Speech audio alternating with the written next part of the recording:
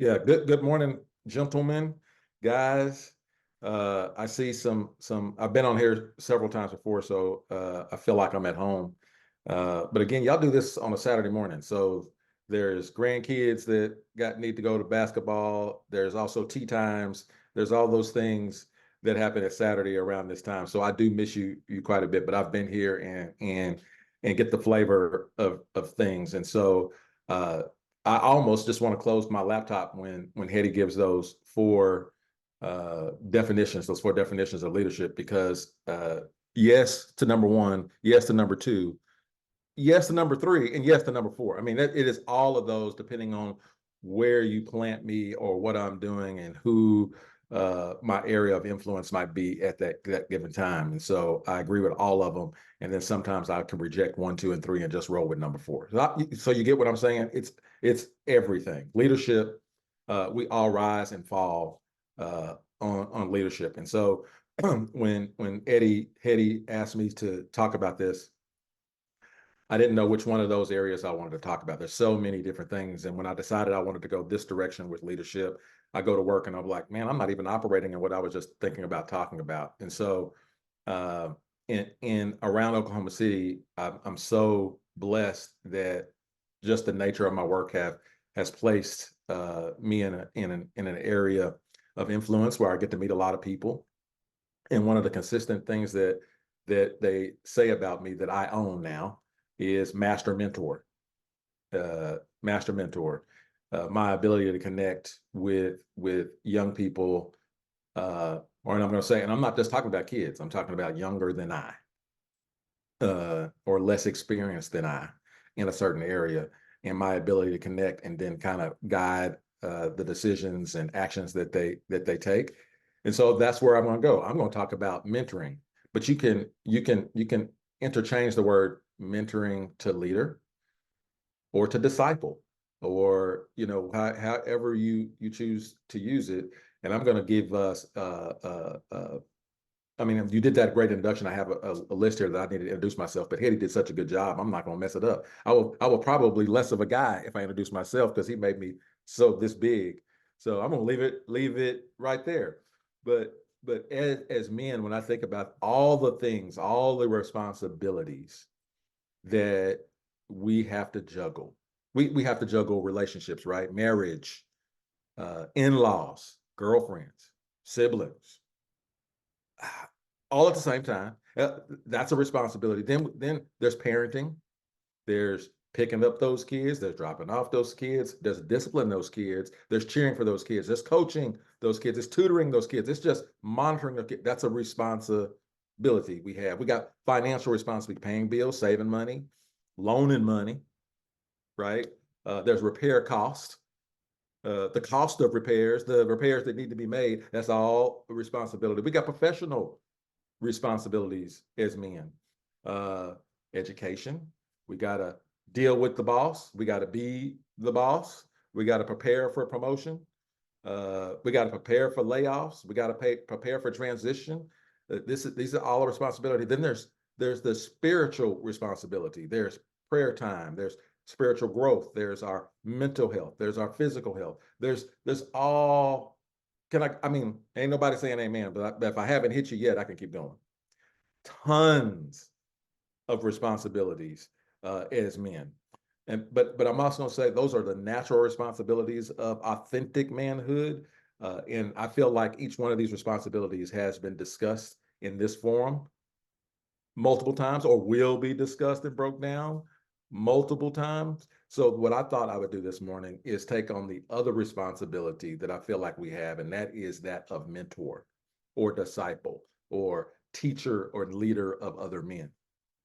And so the I feel like we have to talk about that because the Bible does talk about seeking wise counsel, right? It does talk about that. So mentoring is leadership. Leadership is influence, and influence is helping other people take action on things they should or should not do, helping them do the right thing at the right time for the right reason, right? Doing the right thing the right way for the right reason.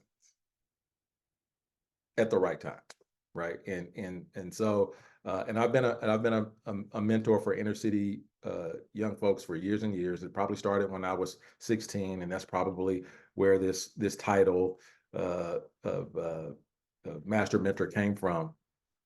But technically, the word mentor, I did not find it in the Bible, but there are some very practical examples to look at. And here's one today. So 1 Peter 2:5, be shepherds of God's flock that is under your care. Be shepherds of God's flock that is under your care, watching over them, not because you must, but because you are, as God wants you to be, not pursuing dishonest gain, but eager to serve, not lording it over the entrusted to you, but being examples to the flock. And when the chief shepherd appears, you will receive the crown of glory that will never fade away. In the same way, you who are younger, submit yourselves to your elders. All of you, clothe yourself in humility towards one another, because God opposes the proud, but shows favor to the humble. That's 1 Peter 5:2-5.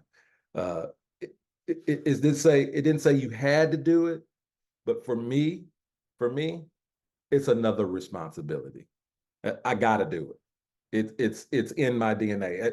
You see this right here? I just wiped off the responsibility, but it just keeps coming back. The more I bleed, the more I sweat, the more leadership and the more mentoring and the more counsel that I have to do. But also in there, remember, there are some elders on this call. Maybe not. Maybe I'm the oldest one, but I need to sit down, shut up, and listen to them too, right? So there's no such thing as a mentor that is not a mentee, right? I have to humble myself and sit at the feet of wise counsel, just like I'm passing it down. I got to receive it. My cup needs to be full too. So in the spirit of March, I thought I would have a little fun with this today and also put a cap on it. It's March Madness, y'all.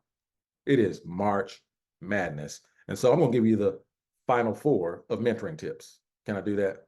Just my final 4. Now, next week, right, or next March, there might be another final 4. But these are the 4 that I'm going to settle on for the day. And I thought that since there's so much attention on college basketball at the women's level this year, that I would highlight female. And I'm not going to go with Caitlin. Sorry, ain't doing it. Ain't doing it. I'm gonna let NBC and CBS talk about Caitlin. I'm gonna talk about Coach Don over at South Carolina. She is phenomenal to watch, fun to watch, and those girls ain't lost nothing yet, right? And I suspect that Caitlin's gonna get a little dose of Coach Don here shortly. But I digress. But so I watched a little Coach Don, and I tried to abstract some of the things that her coaching tips, and try to mold them into my final 4. And first, you got to know a little bit about Coach Don. She grew up in a tough neighborhood in Philly. She was the only girl in her family of a bunch of boys, and she loved to play basketball. But of course, in her neighborhood, they didn't want a girl playing on the team or on the court with them all the time. So she would practice. She would do the little warm up with them and all that kind of stuff. But when the game came time, they had to sit down. She couldn't play. So what Coach Don decided she would do is Coach Don would go and practice on her own. She saved up enough money, got her own ball, because she knew that these jokers on the court in Philly all the time was routinely playing basketball and nobody had a ball. And so what she would do is she got her ball and she would sit near the court. And when they would come to her and say, "Hey, we need that ball for to play the game," she was like, "No, no, no, no, no, no, no, no, no, no. You can use my ball if I get to play." So inherently, she got to be in the game because she had what they needed for the game to even take place, right? So tip number one for men is bring your own ball, right? Bring your own ball. And what is your own ball? The mentoring tip here for us is that we need to make sure that we're just not sitting around waiting on someone to pick us. We have to build our knowledge, our skill, our ability, our character that will make it very difficult for organizations, groups, teams to invite us in. Men, we have to develop a skill that forces the environment to accept us. They can't go on without us. We're so good. Our knowledge, our skill, and ability. So the thing that I hate to see is potential sitting on the sidelines, sitting on their heels, not doing anything to make the world around them a better place, right? And so and that has been my experience is I have never seeked positions seeked me.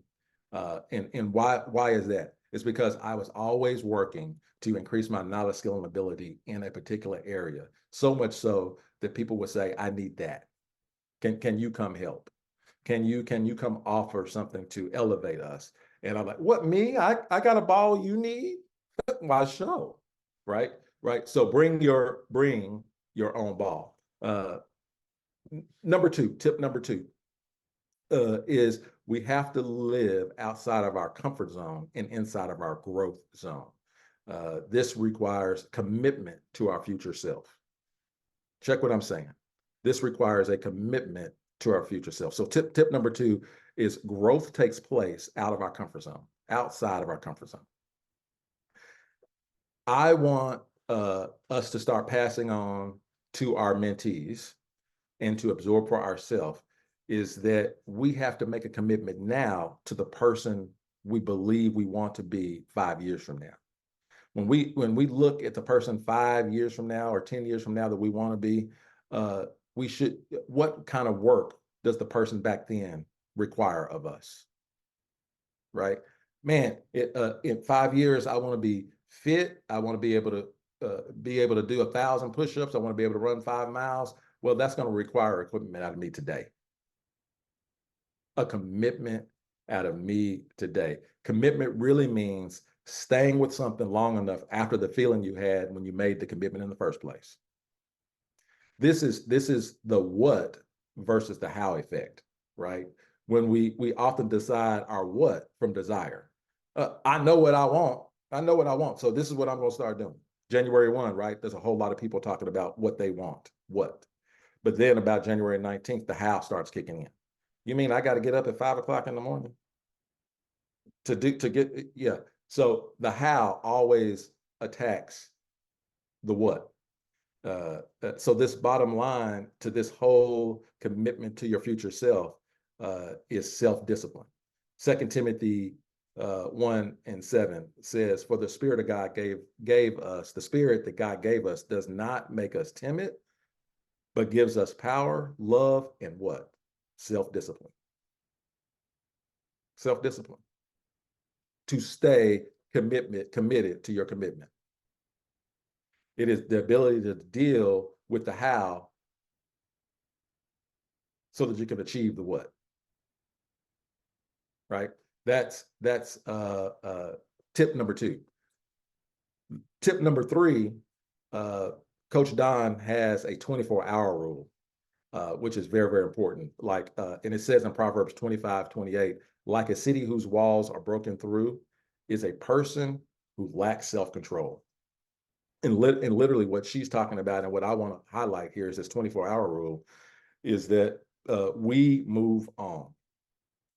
Emotional decisions that we make often sometimes cripple our ability to succeed because we get caught up in our emotions. We get caught up in our defeats and we wallow in our defeats and it sits us on our heels and it actually attacks number one, right? It affects our ability to go out and achieve more knowledge, skill, and ability because we got our feelings hurt, because we failed, because we didn't achieve, and I didn't meet my goal, or I had this setback, right? So Coach Don talks about she in 1991. Now remember, for some reason, when she was a little girl, she just wanted to win a college national championship, which it took her a long time to do. She won all kinds of things, but she never won a college championship as a player. And she talks about there's actually a film of this. I went back to find it. She missed 2 layups in 1991 at the buzzer to win the national championship in 1991. 2 layups. And that haunted her for a long time, much too long. It impacted the next game, the next season, the next game, the next season. And so she said, from now on, we move on, right? You get 24 hours when we win to celebrate, to high five. But you also get 24 hours to wallow in your defeat. But after that, we move on and go to the next thing. I'm saying this is mentoring number two is that if I see you pouting and I see you upset, right, I'm going to be with you for 24 hours. But after that, we got to move on.